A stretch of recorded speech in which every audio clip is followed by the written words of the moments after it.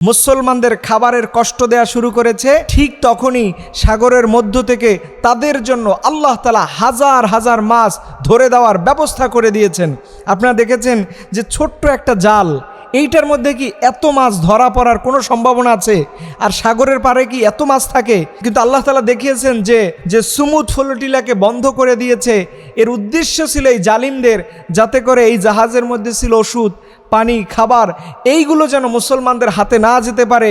এইগুলো পেলে পরে মুসলমান সুস্থ হয়ে যাবে, তাদের খাবারের অভাবগুলো দূর হবে। ঠিক তাদের যেন খাবারের অভাব দূর না হয়, তাদের অসুখ যেন না সারে, তাদের কষ্ট যেন শেষ না হয়, এইটার কারণেই তারা সুমুদ ফ্লোটিলার এই বিশাল জাহাজের বহরকে তারা আটকে দিয়েছে।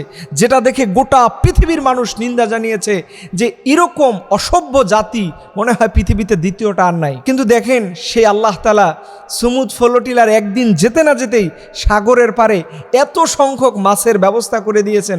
সুবহানাল্লাহি ওয়া বিহামদি। এটা নিয়ে অনেকে বলবেন যে আপনারা এই জাতীয় কথা বলে কি বুঝাইতে চান, এর মাধ্যমে কি মেসেজ আছে?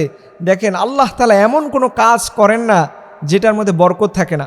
আজকে সুমুদ ফ্লোটিলা যে আন্দোলনটা শুরু করেছে, দেখবেন সারা পৃথিবী থেকে এই আন্দোলনকে কেন্দ্র করে সারা পৃথিবীর মানুষ এখন উদ্বুদ্ধ হবে, এবং আরেকটা এরকম সুমুদ ফ্লোটিলা অচিরেই সারা পৃথিবী থেকে মানুষ জাহাজে করে ওই জায়গাতে আবার যাওয়া শুরু করবে। কিন্তু আল্লাহ পাকের কি মেহেরবানি, আল্লাহ পাকের কি দয়া যে ওইখানে আল্লাহ তাআলা তাদের সামান্য হলেও, এটাও তো আল্লাহ পাকের বিশেষ দয়া। কিন্তু আমরা আমাদের ঈমান যতটুকু, আমরা আমাদের ওই জায়গা থেকে আল্লাহকে মূল্যায়ন করি।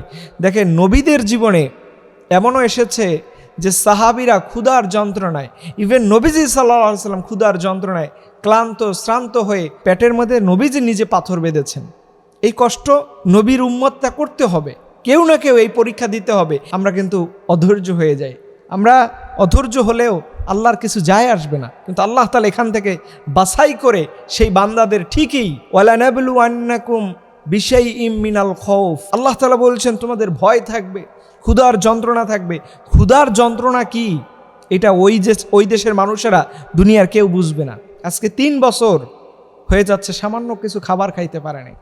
কত বাচ্চা যে শহীদ হয়ে গেল, দুনিয়া থেকে চলে গেল, মুরব্বীরা চলে গেল। এখন যারা বেঁচে আছে এটা ইয়াংদের মধ্য থেকে একটা শ্রেণী বেঁচে আছে, আর ছোট্ট বাচ্চারা এখন পুরো শূন্য। আপনারা এর জন্য আল্লাহ পাকের কোনো রহমত দেখলে এটাকে ছোটোভাবে দেখবেন না।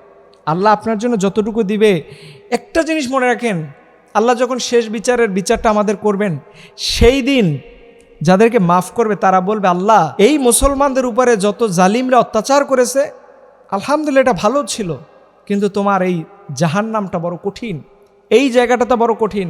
আল্লাহ আপনি সেখান থেকে আমাদেরকে বাঁচিয়েছেন। আল্লাহ আপনার কাছে হাজারো হাজারো শুকরিয়া। আমরা যারা আজকে সুখে আছি, আমরা যারা আনন্দে আছি, আমরা হয়তো মনে করি ওরা কষ্টে আছে, কিন্তু ওই দিনের তুলনায় দুনিয়ার কষ্ট কোনো কষ্ট হতে পারে না। আল্লাহ তাআলা আমাদের সঠিক বুঝ অর্জন করার তৌফিক দান করুন। সকলে আমিন।